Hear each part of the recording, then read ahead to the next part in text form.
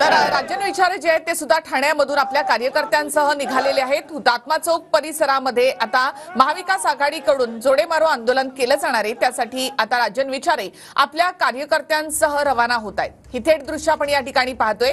ठिकठिकाणी महाविकास आघाडीचे नेते जे आहेत ते आता आंदोलनस्थळी दाखल होत आहेत। 11 वाजता हे आंदोलन या ठिकाणी सुरू होणार आहे। मात्र आपल्या कार्यकर्त्यांना अडवलं जातंय। तसंच आंदोलन असल्यामुळे मुद्दाम म्हणून मेगा ब्लॉक वाढवण्यात आला असा आरोप संजय राऊतांकडून करण्यात आलेला आहे। तर थेट ठाण्यामध्ये आपण पाहतो, ठाण्यामधून आता राजन विचारे आपल्या कार्यकर्त्यांसह मुंबईकडे रवाना होत आहेत।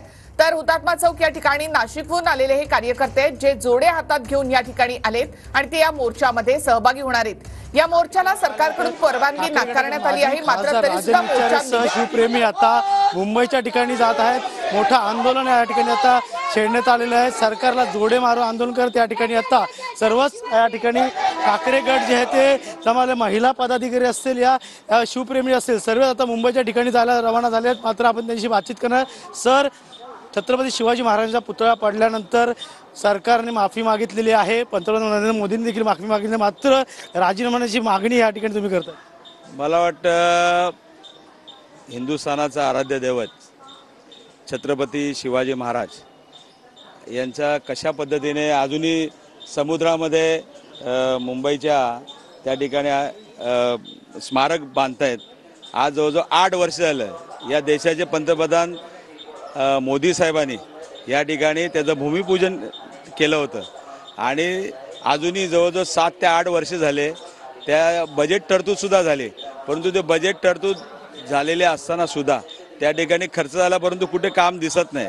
अशा पद्धतीने आपले आराध्य दैवत छत्रपती शिवाजी महाराजांचा अपमान मला वाटतं सातत्याने, मग ते राज्यपाल कोश्यारी असतील, त्यानंतर इतर सर्व त्यांच्या मंत्रिमंडळातले सर्व मंत्री महोदय असतील, अशा पद्धतीने राष्ट्रपुरुषांचा अवमान करण्याचं काम ह्या सरकारच्या माध्यमातून गेल्या 2 ते 2.5 वर्षापासून होत आहे।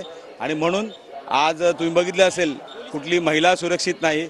आज ठिकठिकाणी आजही अहो त्यांनी आंदोलनच नाही, महाराष्ट्राच्या मराठी माणसाला दडपण्याचं काम या भाजप, भारतीय जनता पार्टी, भारत जलाव पार्टी आणि पार्टी तोडो घर तोडो या पार्टीने केलेलं आहे। देवेंद्रजींनी महाराष्ट्राचे तुकडे केलेले आहेत। आज नाही, गेल्या 10 वर्षात काय राज्यात चांगलं आहे?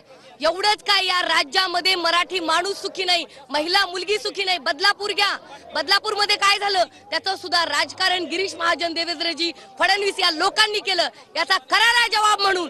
आणि एवढंच नाही तर आमची अस्मिता, महाराष्ट्राची अस्मिता, छत्रपती शिवरायांचा पुतळा पडला, कोणाला कॉन्ट्रॅक्ट देता? मुख्यमंत्र्यांच्या मुलांच्या मित्रांना? अरे घरची खेती आहे काय?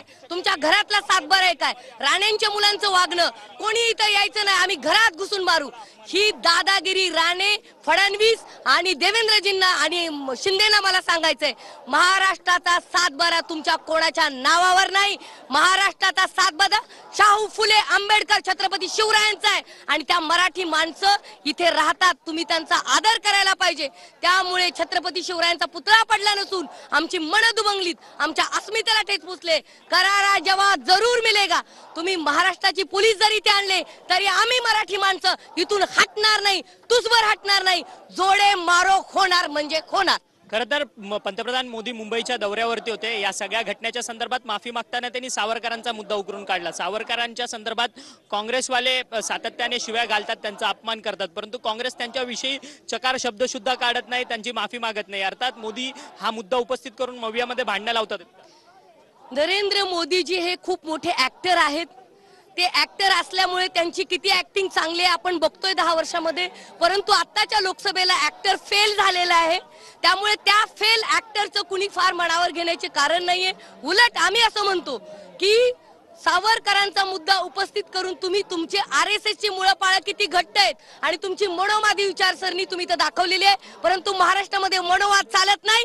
फक्त आणि फक्त छत्रपती शिवरायांचा मराठी अस्मिता, स्वराज्य हे मुद्दा चालतात, त्यामुळे याला काही थारा नाही, हे स्पष्ट सांगू इच्छितो। आपण पाहिलं